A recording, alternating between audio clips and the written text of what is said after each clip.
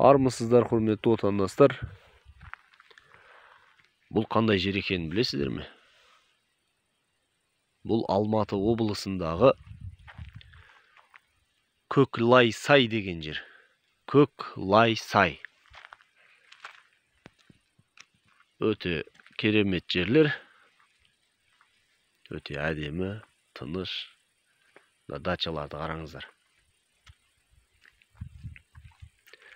Әрине байлардың дачасы сияқты болып көрінбейді енді. Дегенмен таза ауада қандай керемет. Осындай жерде тұрсаң жақсы шығар. Негізі қазақта бәрі бар ғой. Бәрі бар қазақта. Жер, су, дала, шөл, орман, тау, шөлейт, өзен, теңіз. Тіпті кезінде мұхитқа да шығатын жағдайымыз болған ғой негізінде.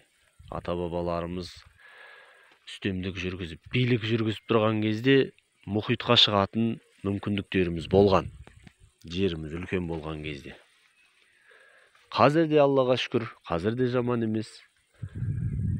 Қазір енді бұл жерлеріміз әбден талан-таражға салынып, әркім жерімізді ап қойып, осылай қалған түріміз бұл. Басымыздан қанша қиыншылықтар өтіп, міне енді осындай жағдайда жүрген жағдайымыз. Дегенмен осының өзіне де Аллаға шүкір. Әлемде 9-шы орында тұрамыз. Жердің көлемі бойынша.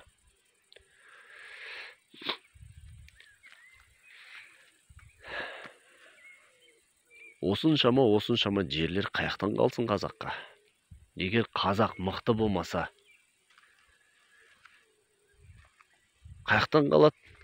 Кім береді бұндай жерлерді? Ешкім бермепті да. Бұл сол ата-бабаларымыздың мықтылығының арқасында ғой. Кезінде мықты болған, сол кейін мықтылығы соншалықты шарықтап,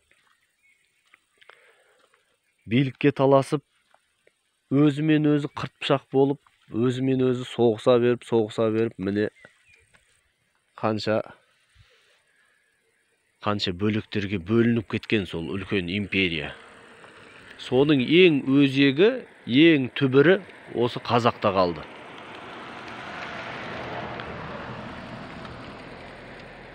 Содан ғой Мағжан Жұмабаев атамыз айтатыны. Түріктің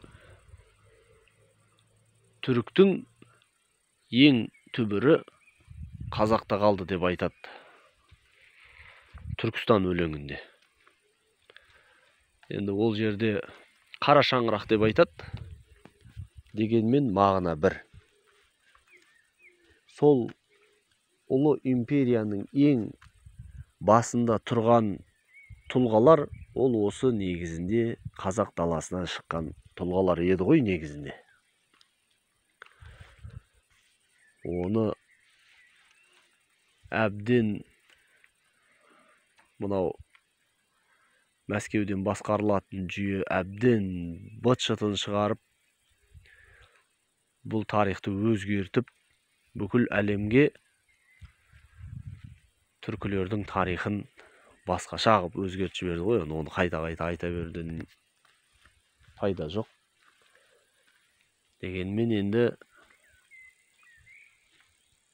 осылай айтып отыруымызға тура келеді тарихты.